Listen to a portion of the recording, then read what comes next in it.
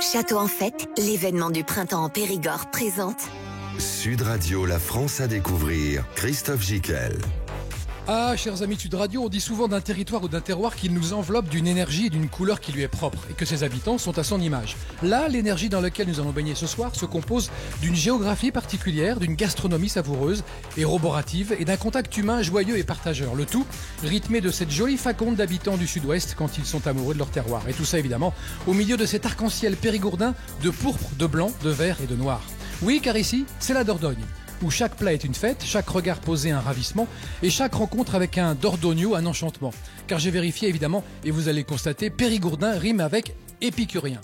Il en est donc du département de la Dordogne comme du nombre de ses châteaux et belles demeures, 1001 raisons de s'y rendre et autant d'y séjourner, 1001 découvertes, visites, saveurs, rencontres à faire. Et comme en Périgord, les trois mots qui reviennent le plus souvent sont, dans les conversations, château, fête et partage, restez avec nous, chers amis voyageurs, on vous dit tout sur l'opération Château en fête qui va se dérouler en Dordogne. Un moment unique en France où le vin, le canard et la truffe se mélangent au patrimoine et rien que pour ça, vous allez avoir 101 raisons d'écouter. Sud Radio, la France à découvrir. Christophe Gicquel. Et ce soir, autour de cette table, nous accueillons Sylvie Chevalier, vice-présidente du conseil départemental de la Dordogne en charge de la promotion du Périgord et présidente du comité départemental du tourisme. Bonsoir Sylvie. Bonsoir. J'ai tout dit. Oui, c'est presque trop. Non, mais c'est très bien d'avoir toutes ces fonctions pour le Périgord. Sébastien Caillé, vous êtes directeur du château de Biron, ici, là où vous nous recevez. Oui, exactement. Un lieu merveilleux, vous allez voir. Absolument. Et on va en parler de ce château qui se situe au milieu de nulle part, dans une région qu'on disait oubliée. Oublié, oui, qu'on appelait le Pays au Bois par ces forêts profondes ici, sombres, qu'on appelle aussi le Périgord noir, ce sud de la Dordogne. Alors là, on est à cheval sur le Périgord propre aussi, on a du bon vin. Et on est entre deux grandes villes, entre Cahors et Bergerac, donc tout au sud de la Dordogne. Belle présentation, on se croirait au jeu des 1000 francs sur France Inter. C'est extraordinaire. Guillaume Barou, président de la cave de Montbazillac et copropriétaire du château de Montbazillac. J'ignorais qu'il y avait des copropriétaires à Montbazillac. Oui, c'est une particularité chez nous. Le château appartient en fait à 48 vignerons, donc qui sont tous copropriétaires du château, et c'est une façon aussi de sauvegarder le patrimoine avec des propriétaires locaux. Et vous produisez cet excellent vin qu'on appelle le Montbazillac. Voilà, comme on peut le dire, chez nous en tout cas le meilleur du monde. Voilà, un vin et sucré. Qui n'est jamais rouge, il faut le dire aux gens qui habitent Brest ou Strasbourg qui ne connaissent pas la région. Toujours blanc et sucré. Absolument. Michael Beltrami, vous êtes président des hôtels-restaurants Logis du Périgord, et vous tenez à une chose très importante, c'est l'accueil et l'hospitalité. Parce que l'ADN de Logis de France, c'est ça, c'est l'aspect familial et l'hospitalité. Oui, tout à fait. On est vraiment intégré dans le territoire. Et ce qui fait notre particularité, c'est qu'on est toujours joyeux.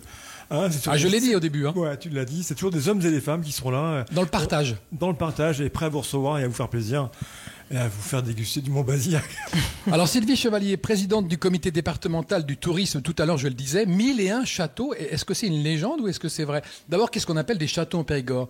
J'en discutais hors antenne avec Sébastien. Il y a des chartreuses, il y a des bastides, il y a des belles demeures bourgeoises. Qu'est-ce que c'est qu'un château en Périgord? Absolument. Le Périgord est habité depuis 27 000 ans et peut-être davantage. Et tout au long de cette histoire, il y a eu des châteaux. Donc nous avons 67 châteaux forts, je crois. Mm-hmm. C'est à peu près ça les chiffres. C'est pas je crois. Nous avons 67 châteaux pas forts un plus. répartis sur le territoire, 661 châteaux de toute époque et 339 manoirs. Mm-hmm. Donc ça fait bien plus de 1000. Ah ouais, d'accord. Donc c'est pas une légende, c'est la terre aux 1001 châteaux. Absolument. Est-ce que vous êtes d'accord pour dire que ça a été une terre un peu oubliée, en tout cas d'une discrétion totale pour le tourisme et qu'on la redécouvre de plus en plus? Alors, ça a été redécouvert après-guerre et notamment dans les années 60. Mm-hmm. La loi Malraux a fait redécouvrir Sarlat, qui a été un peu notre phare pour faire découvrir un peu plus largement l'ensemble du territoire. Et puis nous avons Joséphine Baker aussi qui est arrivée sur notre territoire et qui l'a fait connaître, entre autres, parce que nous avons comme ça beaucoup d'écrivains, de personnes célèbres qui viennent se cacher chez nous, qui viennent trouver la tranquillité. C'est une terre d'apaisement, c'est une terre où on se déconnecte parce qu'il n'y a pas toujours un réseau formidable, mais ça c'est tant mieux, on est plutôt d'accord avec ça. C'est une terre où on vient ici vraiment se déconnecter et se ressourcer avec la nature. C'est une terre que l'on choisit. C'est ça. Soit nous sommes nés ici et nous choisissons d'y rester. Mm-hmm. soit c'est une terre également d'accueil et de rencontres. Si vous vous promenez en Dordogne, vous pouvez faire de multiples rencontres avec des gens qui viennent de partout et de tout univers. Et on va parler de cette opération Château en Fête qui se déroule de quand à quand, les dates? Alors les dates sont du 15 avril au 1er mai. Et ça, c'est la 3e édition. Absolument. On va en parler longuement dans cette émission. Auparavant, on va évidemment dévoiler quelques petits secrets du château où nous sommes, le château de Biron. Quand je suis arrivé en voiture, je ne vous cache pas que j'ai été surpris par à la fois l'élégance du château sur sa colline. Il est assez cossu, mais il reste quand même très, très fin, très élégant. Et je n'ai pas su dire de quelle époque il était. Oui, c'est vrai. Parce qu'il y en a plusieurs. Il y en a énormément. Déjà, il est sur son éminence en hauteur. On est sur une ligne de crête entre la vallée du Lot et la vallée de la Dordogne. On est sur un point culminant. Donc il est très très haut. Il nous domine de toute sa majesté. Et surtout, il va conjuguer de cette même majesté près de 1000 ans d'histoire. Ce château, les fondations apparaissent autour de l'an 1000. On a découvert ça lors de fouilles archéologiques. On a retrouvé les fossés de ce premier château. Et ce château va évoluer jusqu'au XVIIIe siècle et même bien plus encore. Lorsque le département va le racheter en 1978, ils vont sauver Biron de la ruine et ils vont continuer son histoire à travers des expositions et une vie culturelle extraordinaire. Donc Biron, c'est tous les châteaux qu'on peut voir en Périgord, qu'on puisse découvrir. C'est un château fort, un château Renaissance, un château classique. Et peu connu. Et comment on explique ce côté peu connu? Et justement, qui le sert aujourd'hui? Parce que on n'est pas envahi par une horde de touristes. Ah oui, là, c'est tout. Je sais qu'on le souhaiterait, Sylvie, c'est vrai, mais pas tout de suite. Moi, c'est toute la poésie de la chose. C'est qu'on est du coup tout au sud de ce Périgord, au milieu de cette forêt profonde qui offre un panorama sublime et préservé. Donc pas de grandes industries ici, juste des merveilles. Et ce château, du coup, loin de tout, c'est ce qui va faire sa force et sa beauté aujourd'hui. Donc aujourd'hui, c'est un lieu où on vient de loin pour le découvrir. Michael Beltrami, restaurateur depuis 35 ans, 15 ans dans le Périgord. Avant, vous étiez ailleurs. Je suis né en Normandie, j'ai vécu 20 ans à Paris et comme pas mal de gens, j'ai quitté Paris et je suis arrivé dans le Périgord vraiment par hasard. Et aujourd'hui, vous êtes à Brantôme, à 27 km au nord de Périgueux, où vous travaillez en famille. Alors racontez-nous votre histoire humaine à vous. Quand vous êtes arrivé dans le Périgord, ça a été quoi le choc? Vous êtes dit jamais j'habiterai là, c'est trop loin? Moi non. Moi j'étais vraiment conquis par le Périgord. Je suis tombé amoureux tout de suite. Je dirais pas la même chose de mes enfants et de ma famille et de ma femme. J'avais 3 enfants qui étaient assez jeunes à l'époque. Quand ils sont arrivés en Périgord, bon, ils ont trouvé ce paysage magnifique, mais bon, ça c'est sublime. 30 secondes. Oui. Les ados après, bon, c'était moins bien. Ouais, c'est ça. Ils étaient un peu coupés du monde. Oui, donc moi j'ai transmis ma passion de la restauration, du savoir-faire et des produits extraordinaires qu'on a la chance d'avoir ici. Et voilà, après ça fait tout ça, c'est chaque petit bout, ça a bien fonctionné, je trouve. Et les Logis de France, rappelons que c'est une association qui a 75 ans, il y a à peu près 2200 logis en France. Est-ce qu'on peut dire que dans le Périgord, justement, il y a une adéquation entre l'esprit des Logis de France et les maisons qu'on y trouve et l'accueil qu'on y trouve? Ouais, parce que je dirais même plus que ça, parce que je crois que le premier logis vient du Périgord. D'accord. Ouais, et qui est tenu par près de 4 générations. Effectivement, donc c'était au départ c'était une auberge de pays, et ce sont des gens qui se sont associés pour dire voilà, on va créer un label et on va créer tous ensemble. Qu'est-ce qu'on peut se mutualiser? Et tu vois, aujourd'hui, ça s'est resté. Il y a toujours cette association qui a 75 ans d'existence et qui se maille sur le territoire. Et on a une trentaine de logis dans le Périgord. D'accord. Toujours avec ces jolies tables où il fait bon manger et bon boire. Oui. Et toujours attaché. On peut le dire. Et toujours attaché à l'hospitalité et au cachet des maisons. Oui. Il n'y a pas de standard. On est vraiment déstandardisé. C'est ce qui fait qu'on est inimitable. Chaque maison est différente l'une de l'autre. Chaque maison a un accueil différent par des hommes, des femmes ou un couple. Ça c'est vraiment ce qui fait notre ADN, comme tu le disais tout à l'heure. Et une chose qui est aussi inimitable, c'est le Montbazillac. Guillaume Barou, président de la cave de Montbazillac et copropriétaire du château de Montbazillac. Combien de bouteilles par an? Alors la cave coopérative, donc, qui couvre à peu près 1100 hectares, produit environ 3 millions de bouteilles par an. Et donc le château Montbazillac est un de ces domaines, le plus connu bien sûr, puisqu'il porte le nom de l'appellation et du village. Et donc lui, on produit à peu près entre 15 et 20 000 bouteilles sur cette propriété. D'accord. Alors pareil, comment vous pourriez nous définir la saveur du Montbazillac? C'est quel cépage et on l'accompagne avec quel plat? Alors c'est un vin qui est issu de 4 cépages avec essentiellement du sémillon qui est le cépage qui prend le mieux la pourriture noble. On en parlera peut-être un petit peu après, mais c'est vraiment ce qui fait la particularité du Montbazillac. Et ensuite il y a aussi la muscadelle qui est vraiment un cépage du sud-ouest qui apporte des notes très fleuries, très légères. Et ensuite les sauvignons blancs et les sauvignons gris qui sont là pour apporter un petit peu plus de fraîcheur et de vivacité, parce que c'est très facile de faire des vins sucrés, mais des vins qui soient à la fois sucrés et élégants, c'est toujours un petit peu plus compliqué. Donc il faut que ça soit gourmand, généreux, mais à la fois subtil, et c'est pour ça qu'on assemble 4 cépages. Parfait. Restez avec nous, chers amis Sud Radio. Nous sommes en Dordogne, installés au sublime château de Biron. Et dans un instant, Michael Beltrami, restaurateur et grand ambassadeur des Logis de France, de leur grande qualité d'accueil, nous fera partager ses 2 passions, la cuisine et l'hospitalité. À tout de suite. Château en fête, l'événement du printemps en Périgord présente Sud Radio, la France à découvrir. Christophe Gicquel.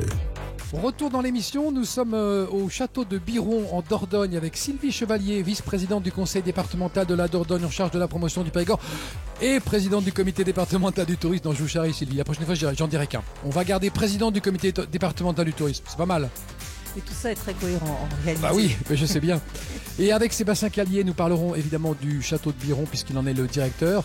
Avec Guillaume Barou, nous vous révélerons les secrets de fabrication du Montbazillac, où on le trouve et est-ce qu'il y a de l'onotourisme dans la région, où il y en a énormément. Et vous êtes le président de la cave de Montbazillac. Et Michael Beltrami, président des hôtels-restaurants Logis du Périgord. Alors justement, le Périgord et la Dordogne, vous allez nous expliquer la différence, Michael. Entre le Périgord et la Dordogne. Eh oui. Ou Sébastien, c'est pas sûr, c'est pas facile.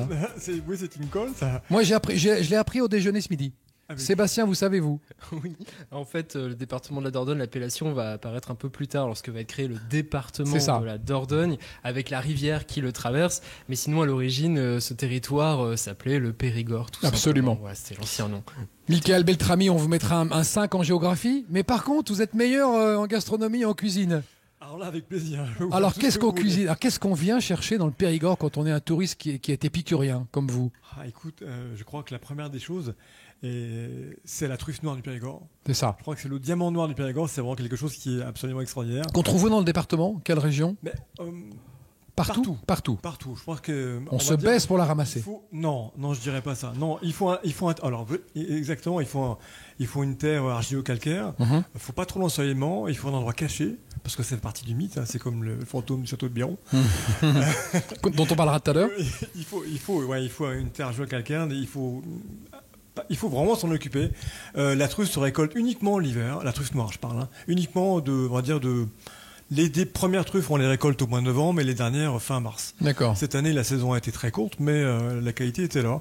Mais peu de quantité, mais la qualité était là. D'accord. Et comment dire? Mais vous avez des produits ici en terre de Périgord invraisemblables. Vous avez la cèpe, la fraise, la truffe, la viande limousine, le porc noir.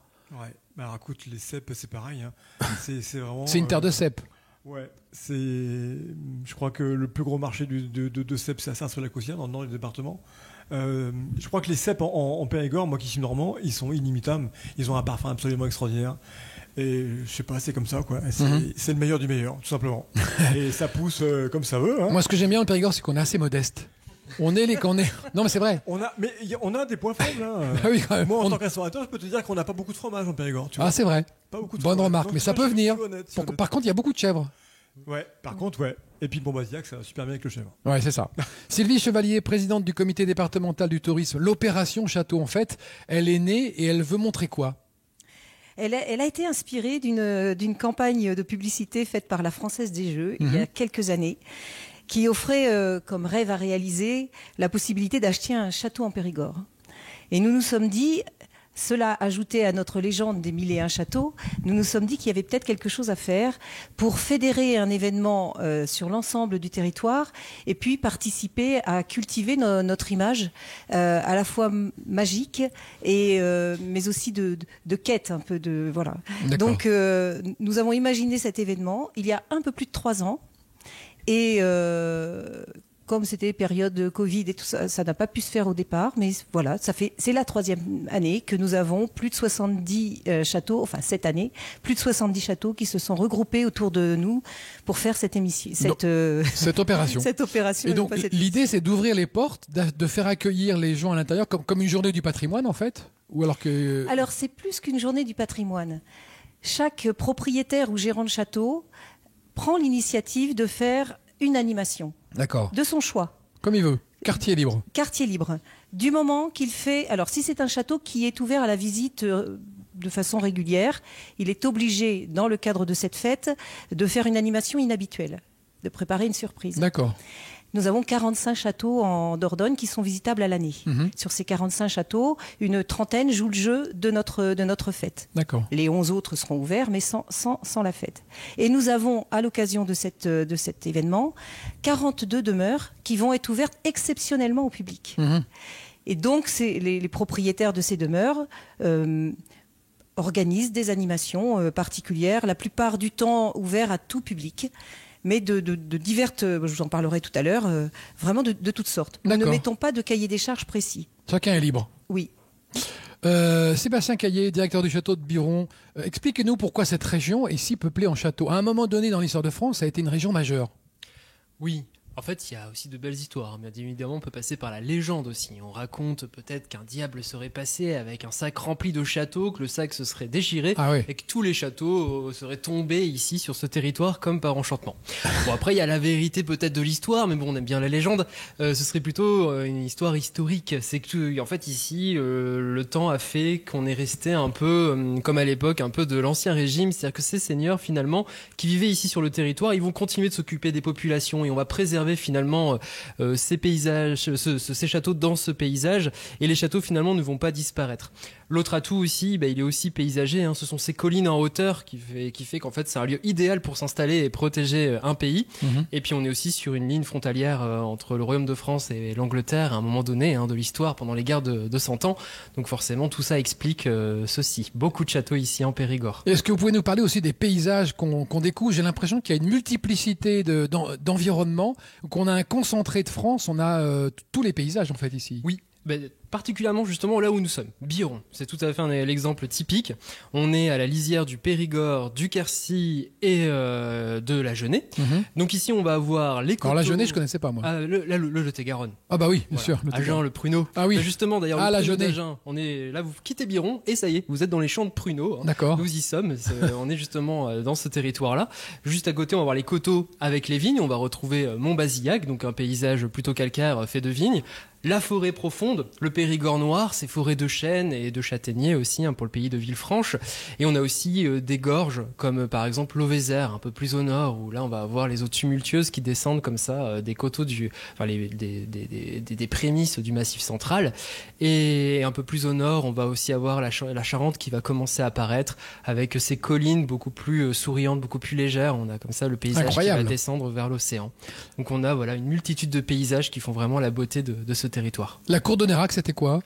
À la cour de Nérac, alors là on part justement en Agenais, c'est là qu'est né notre ami, il est pas né à Nérac, Henri IV, mais sa mère vivait là, c'était la cour de ce moment-là du royaume de Navarre, et d'ailleurs Biron va être lié à cette cour de Navarre, puisque les maréchaux de France, les Birons vont souvent se promener de ce côté-ci. Elle est top votre histoire en fait, ici dans la région. Puis en plus on sent qu'elle est encore présente, les gens sont très amoureux de ça, ils sont très imprégnés de ça.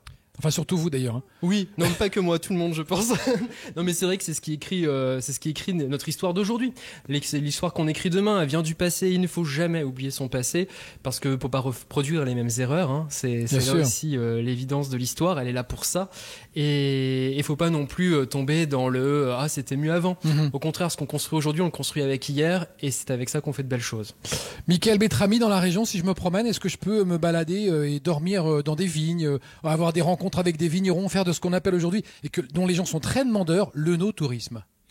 Alors oui, bien sûr. Il y en a partout. Le Bergeracois, le Montbazillac, puisque Montbazillac fait partie des vignobles de Bergerac, donc qui se décline aussi en rouge, en sec, en rosé. Et nous, donc, on a la particularité de faire les vins liquoreux. Donc justement, les vignerons ont toujours eu à cœur à faire découvrir leurs produits, à accueillir les gens, donc soit à venir faire simplement une dégustation, parce que les chais sont ouverts. C'est peut-être une des régions viticoles où on peut le plus facilement en fait venir rencontrer un vigneron. Les gens sont vraiment friands de discuter avec les visiteurs, et donc ça, de façon spontanée, on peut se promener et aller vite rencontrer un vigneron et partager sa passion. Il y en a qui font des gîtes à la ferme, des gîtes à la propriété. Et alors il y a une particularité quand même par chez nous, et je pense que c'est assez peu dans d'autres régions, c'est qu'en fait l'été on a tous les soirs des animations dans le vignoble. Et pas que, hein, il y a aussi d'autres choses, donc des marchés Un peu de fermiers dans les musique. villages, de la musique, des bonnes choses à manger, bien sûr, on reste dans le Périgord, on l'oublie c'est toujours étonnant. pas. Des bonnes choses, bien sûr, pour boire avec modération. On est bien obligé de le dire, même Bien si sûr. quand on est périgourdin, généralement, la modération, on en fait sans affaire. On s'en Mais, débrouille. Voilà. Non, la volonté, c'est qu'on ait une terre de partage, on est une terre de gourmandise. Et que ça soit visuellement avec tous les paysages qu'on peut rencontrer, gustativement, parce que quand on se met à table, en général, on a toujours des bonnes choses, des choses d'excellence. On a des tables exceptionnelles, on a des choses aussi qui sont plus classiques et je dirais plus simples, mais tellement généreuses que finalement, c'est rare qu'on passe un mauvais moment quand on s'assoit derrière une table dans le Périgord. On est d'accord pour dire qu'on est des épicuriens dans le Périgord. On ne peut pas être autre chose qu'épicurien quand on est dans le Périgord. Michael Betrami, vous êtes d'accord avec cette définition? Vous êtes un épicurien, vous aussi. Qu'est-ce qu'on mange chez vous? D'abord, comment on est reçu chez vous? Comment ça se passe? Comment est le logis, le cadre? C'est beau. Oui. C'est une maison d'abord, c'est un château, c'est quoi? Non, c'est Non pas une maison, mais c'est une vieille bâtisse qui a une centaine d'années et qui est sur la rivière à Brantôme. La Venise verte Ouais, la Venise verte du Périgord. Ouais. du Périgord. Un endroit assez magique. Donc on s'y balade en canot, en bateau, en barque? Ouais, on peut faire le tour de la Venise verte en canoë, tout simplement. Ouais, c'est vrai. C'est Tout chouette. simplement. Et on n'est pas loin de Périgueux? On n'est pas loin, on est à court, on est à 20 minutes de Périgueux. Ouais, d'accord. 20 minutes de Périgueux. Ouais. Très bien. Ouais. Donc je note sur mes tablettes, visiter la Venise verte, Brantôme et aller dormir chez vous. Allez dormir, c'est Charbonnel, à Brantôme. Ouais. D'accord. Est-ce qu'il y a un cantou à l'intérieur de la maison? Non, je pense pas. C'est quoi un Non, cantou? Le cantou, c'est ici, c'est quand même important. C'est l'endroit où on va manger l'hiver. À l'époque, Ah. les petits vieux, faut les imaginer carrément dans la cheminée, dans le cantou, assis auprès des braises pour faire réchauffer les patates, etc. Donc c'est vrai que ça fait Ah partie de l'architecture locale, ces cantous dans les maisons, parce que c'est l'endroit où on vivait, où on discutait, mais là aussi où on mangeait. Parce que vous êtes en train de me dire que les hivers sont rudes en Périgord.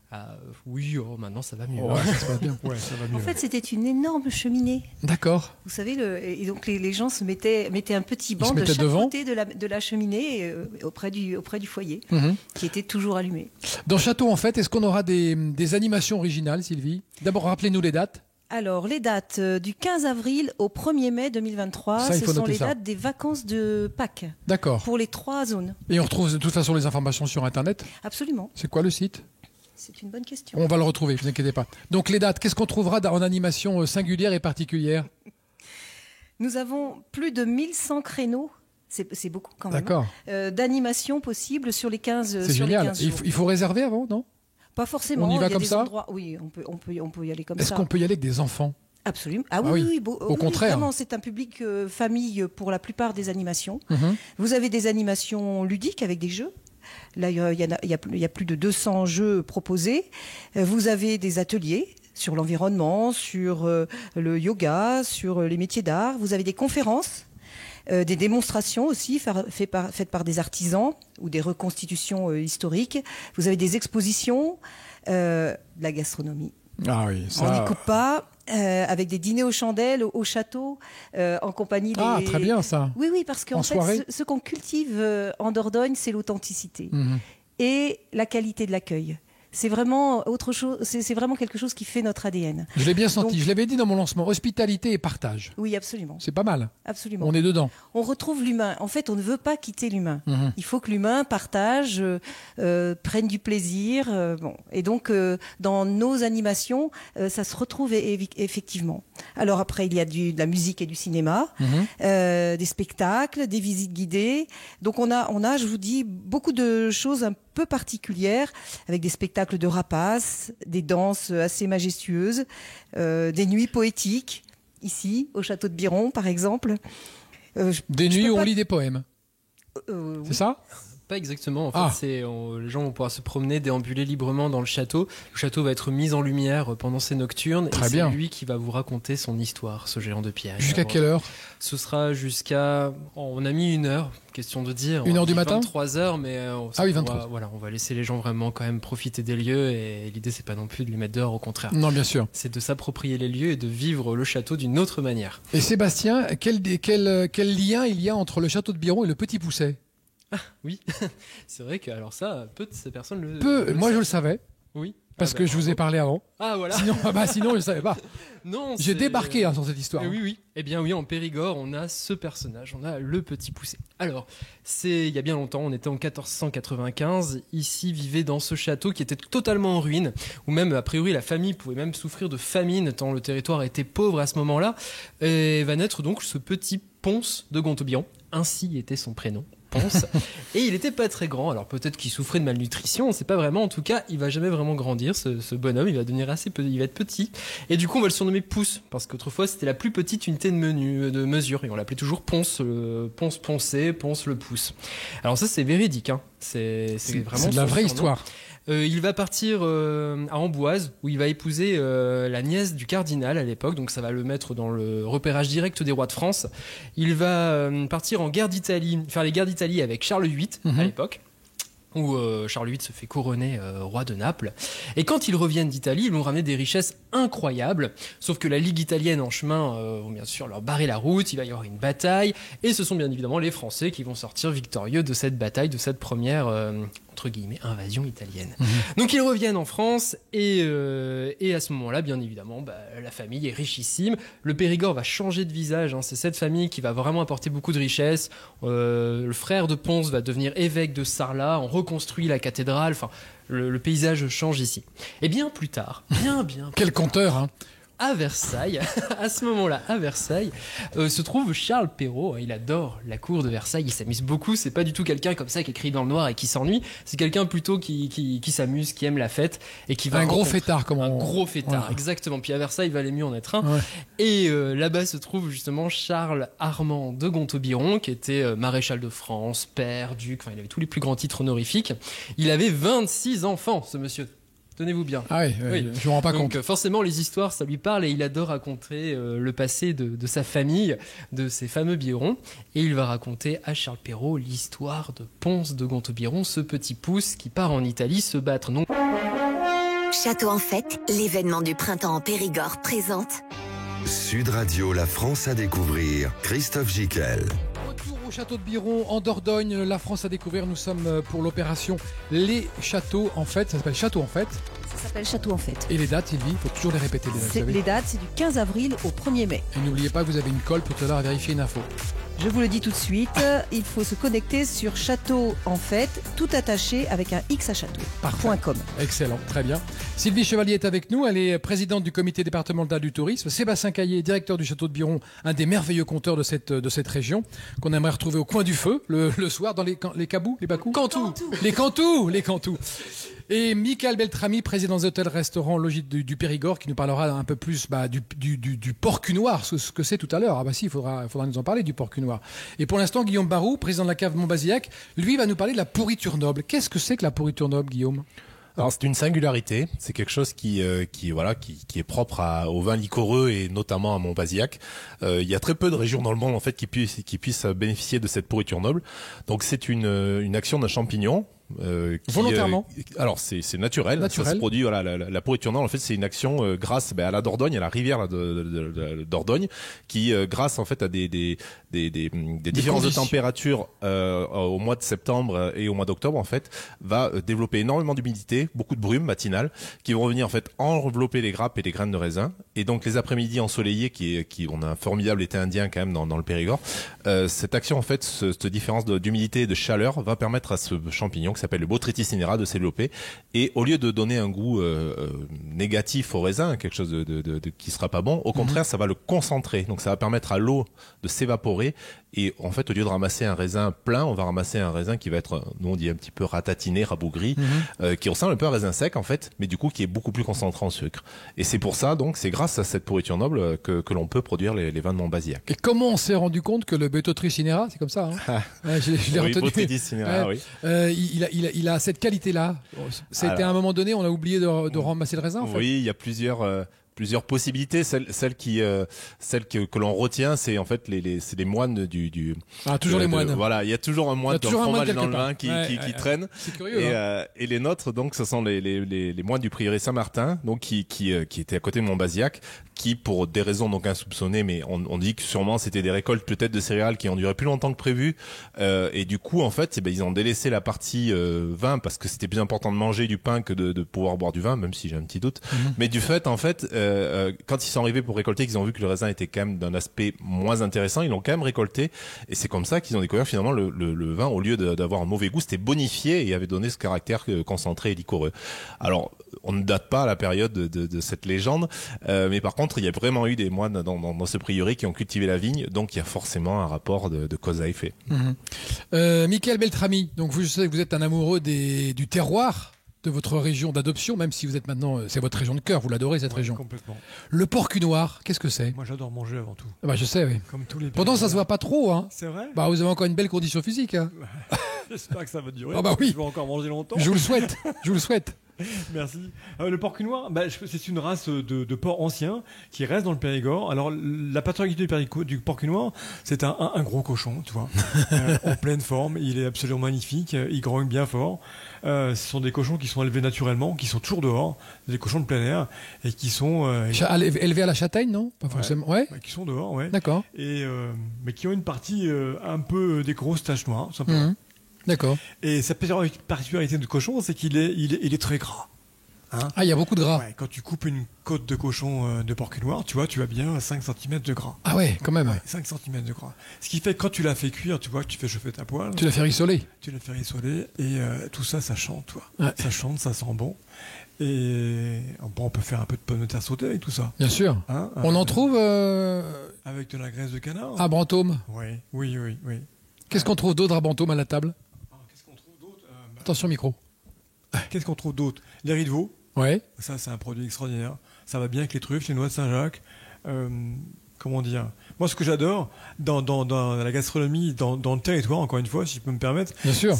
On est là pour ça. Hein. Lorsque c'est la période des cèpes, tu vois, tous les soirs, t'as tous les ramasseurs qui arrivent, qui rentrent par la porte de la cuisine et qui amènent leur cajot, tu vois. Qui amènent des paniers de cèpes entiers. Et ça, c'est absolument merveilleux. Ou alors, une petite anecdote que j'aime beaucoup et que je me régale tous les ans, c'est quand la petite mamie, elle arrive dans la cuisine, tu vois, on est au mois de janvier, et puis elle a un petit panier en osier avec un petit voile blanc dessus, tu vois, un petit linge. Tu sais ce qu'il y a en dessous? Non. Tout simplement des truffes, toi. Ah bah oui. Ouais. Qu'elle a cueilli elle-même. Oui, qu'elle a ramassé elle-même. Elle te ramène. Déjà, quand elle rentre dans la cuisine, elle sent la truffe, la dame. Ou le monsieur, tu vois. Et puis il ouvre son petit panier, et là, on part pour discuter pendant je sais pas combien de temps. Parce que de toute façon, on parle autour de la truffe, on se régale, on est envahi par cette odeur absolument extraordinaire. Et puis le cuisinier, il imagine plein de recettes qu'il va pouvoir faire. Voilà, ça c'est aussi le Périgord. D'accord. Ce côté humain et épicurien et généreux. Voilà. Alors on est au château de Biron, que tu connaissais ou pas, non? Non. Quand on me disait Sylvie, il y en a tellement que je les connais pas tous. Ouais. Et comme je suis plutôt du nord du département, voilà. Bon. Et il est beau celui-là. Je peux t'en citer d'autres dans le nord, mais celui-là, il est vraiment, il est majestueux. Il est exceptionnel. Sébastien Caillé, son directeur depuis 5 ans, hein, c'est ça, Sébastien? Oui, c'est ça. Est-ce qu'il y a des statues qui sont parties à New York, on m'a dit? Vrai ou faux? Oh là là, oui, c'est vrai, c'est une drôle d'histoire. Oui. Encore une histoire, allez. Oui, allez. Mais concentré, hein. Oui, on y va, très court.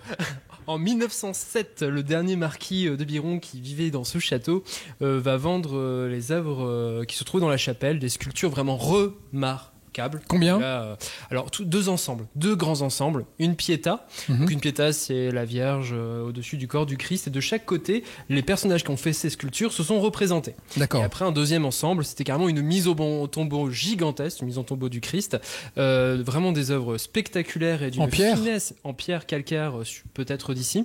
Alors, on pense que les artistes seraient des artistes italiens. Ça, le mystère reste encore entier. Le rêve de tout le monde serait de retrouver ces sculptures ici dans le château, à leur emplacement d'origine dans la chapelle de Biron, qui était à l'époque, quand elle était construite, la plus grande chapelle castrale de France. Ah oui. Elle est gigantesque, elle est posée sur les anciens remparts du château. Donc des œuvres fabuleuses Et il n'y a pas très longtemps, au mois de février, je suis parti avec le président du département de la Dordogne, avec... El Presidente. Oui, El Presidente. Comment s'appelle-t-il? Germinal. Ah, on lui passe le bonjour, on lui rend hommage. Exactement, je le salue. Et avec de beaux souvenirs, car on a été voir les sculptures à New York. Incroyable cette histoire. Incroyable. Au Metropolitan Museum de New York. Ah oui. Et surtout, ça fait partie des œuvres principales de la galerie médiévale. Ce sont des œuvres majeures pour eux là-bas et pour nous aussi, sauf qu'on les a perdues, hélas, avec le temps. Sauf qu'en Périgord, on a un savoir-faire moderne incroyable. C'est qu'on est capable de reconstituer des grottes au 10e près. Donc c'est là que l'histoire devient belle, pour les statues. Il n'y a pas longtemps, on a reconstitué Lascaux et là, on va pouvoir reconstituer les sculptures de Biron au 10e près et pouvoir ainsi retrouver les sculptures dans ce château. Quand ça ?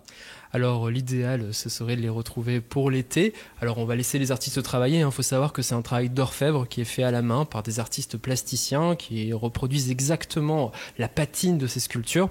Donc on va laisser encore un petit peu le mystère, mais je pense que dans quelques temps, on va en entendre parler. Ah oui. Donc ça veut dire qu'on va retrouver les statues seigneuriales à l'identique, à l'échelle, avec la même patine, toutes pareilles. Exactement pareil. Reposées là.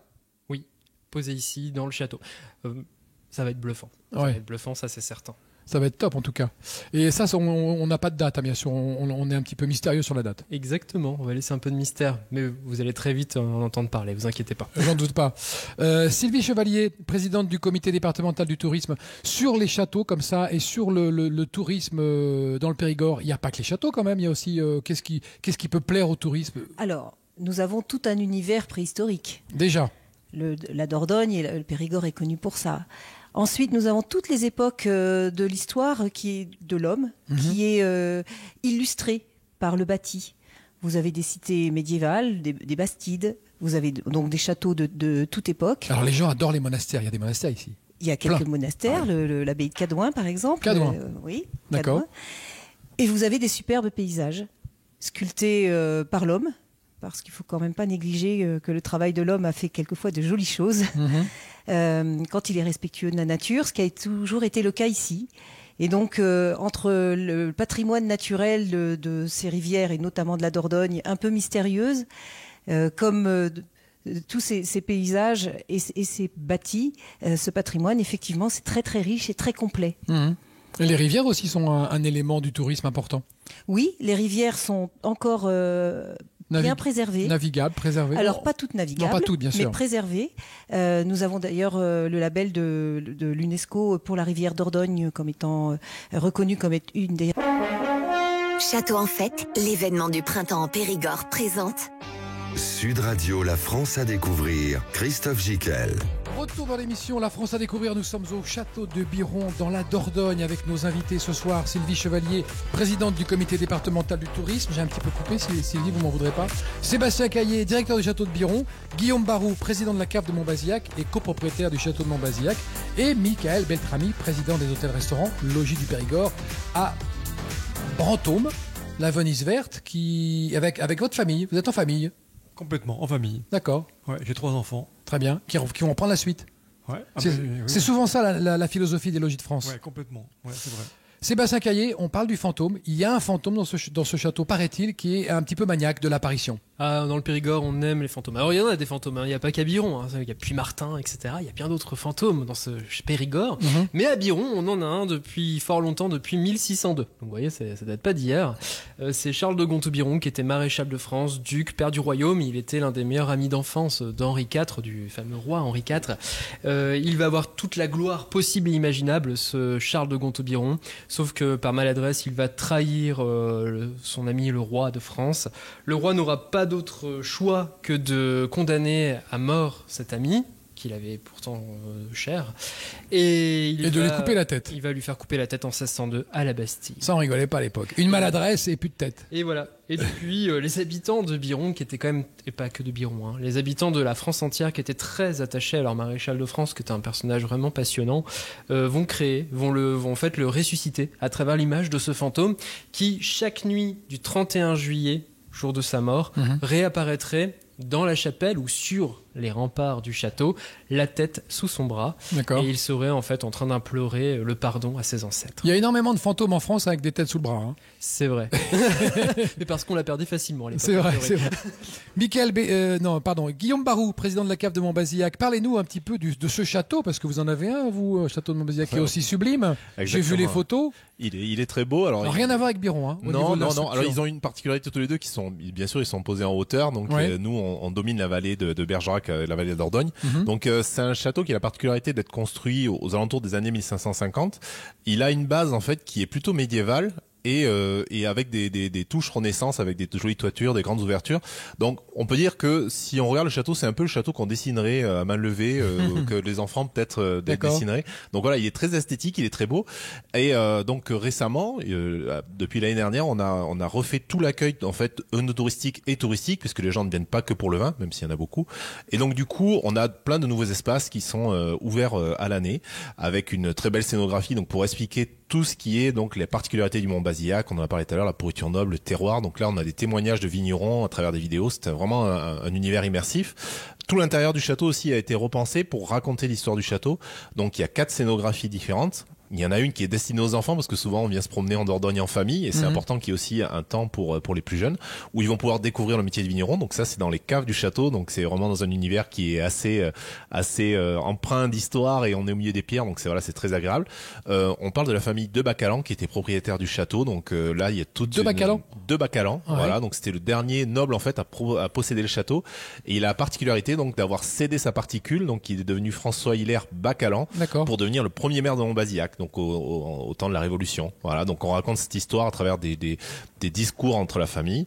On a une exposition aussi sur le protestantisme qui fait vraiment partie de notre histoire régionale. Montbazillac a connu son essor en fait à cause de la révocation de l'Édit de Nantes et puis de la persécution des protestants. Et c'est eux en fait qui ont fait connaître le Montbazillac dans tout le nord de l'Europe à travers la rivière Dordogne qui a amené les vins jusqu'à Bordeaux et ensuite les amener dans le nord de l'Europe. Donc voilà, il y a 2 salles qui sont dédiées au protestantisme et enfin donc des expos temporaires d'art contemporain. Donc là qui avec une programmation que vous pourrez découvrir sur le site internet qui change donc au fil des mois, au fil des années. D'accord, c'est riche Montbazillac, hein. C'est très riche et donc bien sûr on participe à Château en fait en proposant des choses ponctuelles hein, comme le disait Sylvie Chevalier. Donc la volonté c'est de nous ça a été de proposer des choses autour un petit peu de l'amusement des adultes mais aussi pour les enfants, donc avec une chasse au trésor pour les petits et pour les grands en fait des dégustations à l'aveugle où là on va en fait un univers vraiment immersif parce qu'on va mettre des verres opaques, donc les gens en fait ne sauront vraiment pas ce qu'ils vont déguster, donc c'est peut être très troublant parce que souvent on pense connaître le vin mais si on ne voit pas la couleur c'est beaucoup plus compliqué. C'est vrai. Ça c'est vraiment à l'aveugle du coup. Voilà, tout à fait. D'accord. Et là vous commencez quoi? C'est Château en fait, rappelez-nous les dates, Sylvie. Château en fait, 15 avril au 1er mai. Je crois qu'on leur a bien dit, je crois qu'on leur a bien compris, Château en fait. Il était important pour nous de démontrer ou de proposer des animations au printemps, puisque nos visiteurs... C'est le meilleur moment pour visiter. Hein. Mais oui, parce que nous sommes tranquilles pour changer de tempo. Et là, avec les animations, il n'est hors de question de s'ennuyer. Bien sûr. Certaines personnes en dehors du Périgord pensent qu'en Périgord, en dehors de l'été, on peut s'ennuyer. C'est faux. Beaucoup de choses sont à découvrir. Il y a du Périgord caché, il y a du Périgord qui se mérite, et il y a du Périgord accessible aussi. Hein. Vous pouvez faire des randonnées, vous pouvez faire du canoë, vous pouvez faire... je n'ai pas parlé tout à l'heure de toute cette possibilité de la pleine nature. Au contraire, allez-y. On est ici en terre de déconnexion et de ressourcement avec la nature. On se reconnecte. Exactement. Et c'est une terre qui apaise. Et c'est une terre qui apaise. Et c'est aussi une terre de rencontre. Allez sur les marchés du Périgord, un peu partout dans le les gens adorent ça. Alors pour vous, les 2-3 marchés qu'il ne faut pas rater en Périgord, c'est quoi? Ah, c'est dur ça. Hein. Alors, je crois que Michael a levé la main. Périgueux et... Michael a levé la main. Oui. Alors Périgueux. Périgueux et Bergerac le samedi. D'accord. Michael. Ici Jacques. Le dimanche matin. D'accord. Kivier le samedi matin. Ouais, c'est quoi? Samedi matin. Kivier, c'est où Kivier? C'est au nord dans le Périgord vert. Très bien. Entre Brantôme et la Coquille. Ah oui. On fait une battle de marché là. Donc Kivier. Magnifique. Magnifique, pourquoi? Parce que c'est sous une halle. Ouais, mais Brantôme, le vendredi. Thiviers, ouais, Brantôme aussi. Mais Thiviers, pour moi, qui suis pas origine du Périgord, qui a un œil un petit peu nouveau, tu vois, c'est vraiment un marché qui marche toute l'année, c'est le cas de le dire, mais c'est pas un marché de touristes. D'accord. C'est vraiment un vrai marché. Il y a plein de producteurs et ils sont là. Des producteurs locaux, ouais, l'artisanat en circuit court. Exactement, en circuit court. Tout ce qu'on aime. Tout ce qu'on aime, voilà. Sébastien? Oh, je sais pas, moi, il y a Montpazier dans les Bastides, parce que le cœur quand même des Bastides, c'est ça, c'est le marché, c'est la halle. Oui. Donc bien évidemment, Parce que vous êtes un amoureux du patrimoine, on voulait un beau décor. Aimer le jeudi, et Villefranche aussi du Périgord quand il y a les périodes des cèpes, je pense que c'est celui à ne pas rater. Le marché aux cèpes de Villefranche, c'est quelque chose. Et donc moi je parle d'Issigeac parce que j'habite à Issigeac et c'est aussi un marché qui fonctionne toute l'année, qui devient très touristique l'été. Mais il faut savoir en fait que même si la Dordogne est isolée, finalement elle est pas très loin de tout, puisqu'on est seulement à peu près à 3h30 de Paris. Il y a des avions aussi qui atterrissent à l'aéroport de Bergerac, et pour les marchés, il y a des gens qui prennent l'avion le matin, qui viennent faire le marché et qui repartent le soir. Mais non. Donc où on dit que le Périgord c'est un peu un endroit préservé et perdu, mais en fait on y accède très facilement. C'est juste que les gens des fois ils pensent pas y aller. Ouais. Moi j'ai pas mon permis et je vis ici, donc comme quoi c'est possible. C'est vrai. Mais quand on dit que le Périgord c'est perdu, c'est ce qui fait aussi son charme et son attachement, c'est qu'on est en dehors des grands courants de tout en fait. C'est pas perdu, c'est préservé. C'est préservé, c'est ça. Je suis d'accord avec vous. Et donc c'est justement parce que nous n'avons pas eu une grosse industrie qui s'est développée, parce que nous n'avons pas, on a bien l'autoroute qui traverse notre territoire et qui permet qu'on soit quand même pas complètement isolé du monde. Mais en réalité, la déconnexion, elle commence à la porte de notre département où déjà on commence à emprunter nos petites routes. Alors effectivement, on va pas très vite, mais les paysages sont plus beaux les uns que les autres, et donc la déconnexion commence là. Et ça fait partie de notre charme et de notre qualité de vie. Est-ce que ça vaut le coup de s'arrêter à Périgueux, Sylvie Chevalier, vous qui êtes présidente du comité départemental du tourisme? Périgueux, c'est l'incontournable dans la région, parce qu'on parle beaucoup de Sarlat, on parle beaucoup de Brantôme. C'est vrai, à l'extérieur de la région, mais Périgueux, on entend moins parler. Il n'y a pas un endroit dans le Périgord qui ne soit pas intéressant. D'accord. Périgueux est notre capitale, voilà. Il y a une très jolie vieille cité. À Périgueux ? Oui. Et une cathédrale tout à fait remarquable. D'accord. Avec des dômes un peu particuliers. Donc oui, ça vaut le coup de venir à Périgueux. Ça vaut le coup de s'y installer plusieurs jours. Et d'ailleurs, la ville de Périgueux est particulièrement partenaire de notre événement. D'accord. Puisqu'elle va mettre en scène lors du lancement, la soirée de lancement le 15 avril, elle va mettre en scène toute une manifestation médiévale au château Barrière, qui est en fait un château en ruine, mais qu'elle fait revivre à cette occasion, avec une touche très médiévale et de haute en couleur. Mais Périgueux vaut le coup, oui. D'accord. Vous y installez, c'est une ville de province, mais c'est une ville bien vivante avec 200 restaurants. On n'a pas arrêté de parler de gastronomie. C'est vrai qu'on revient toujours à la bouffe. Chez vous, c'est curieux quand même. Entre autres, parce qu'on peut aussi vous parler de la culture, on peut aussi vous parler d'autres choses. Ouais, on en a parlé de la culture là déjà. Oui, mais c'est vrai qu'il y a cet amour de vivre en fait, des plaisirs de la vie qui est cultivé particulièrement dans ce département. Épicurien égale Périgourdin. Sébastien Caillé, très vite, on n'a plus beaucoup de temps, l'émission va toucher à sa fin. 3 autres châteaux qui valent le détour à part Biron. Oh là là. Attention, vraiment. C'est difficile. Bon, déjà, posez-vous devant Comarque. Un matin d'automne, c'est magique. L'endroit, je pense que c'est difficile de faire mieux. Comarque, c'est où? Comarque, c'est tout près des Aisy, pas loin de Sarlat. D'accord. Donc, voilà. Ensuite, allez, on va. Pourquoi il est magique celui-là? C'est un château en fait qui a été retrouvé par ses propriétaires historiques qui l'ont sorti en fait de terre. Donc c'est un ancien château fort. Donc pour ceux qui aiment les châteaux forts, c'est l'endroit idéal. Il est construit dans une grotte préhistorique. Donc voilà. Allez, on part au nord du département. Ensuite Puy-Guillem. C'est un bijou de la Renaissance. C'est pas très très loin de Brantôme. C'est un petit château Renaissance qui est vraiment sublime à voir. Et enfin un troisième. Allez, on va rester quand même dans le nord du département parce que finalement c'est un territoire peu connu et pourtant merveilleux. C'est le château de Bourdeil aussi, car là vous avez un petit écrin sublime avec un mobilier magnifique, car les châteaux meublés sont rares en Périgord et celui-ci, c'est le plus fantastique.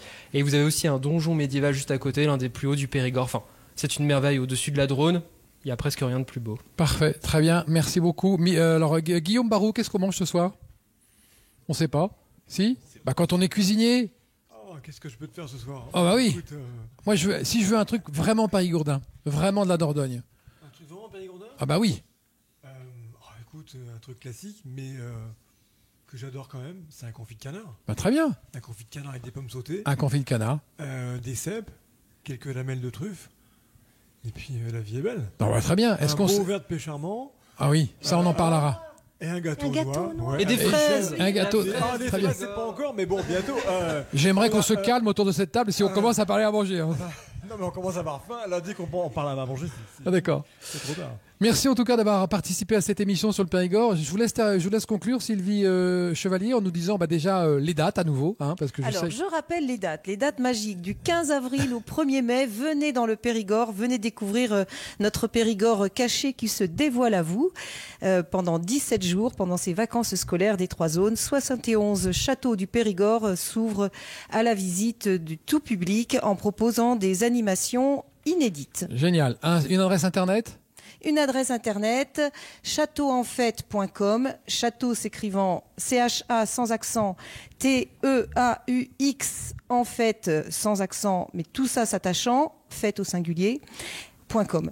Ok, super. Merci beaucoup à tous, Mickaël Beltrami, Guillaume Barou, Sébastien Callier et Sylvie Chevalier pour avoir participé à cette émission La France à découvrir sur le Périgord et sur la Dordogne. On a passé un excellent moment et on se retrouvera la semaine prochaine, dimanche à 17h. Salut. Avec Château en Fête, l'événement du printemps en Périgord.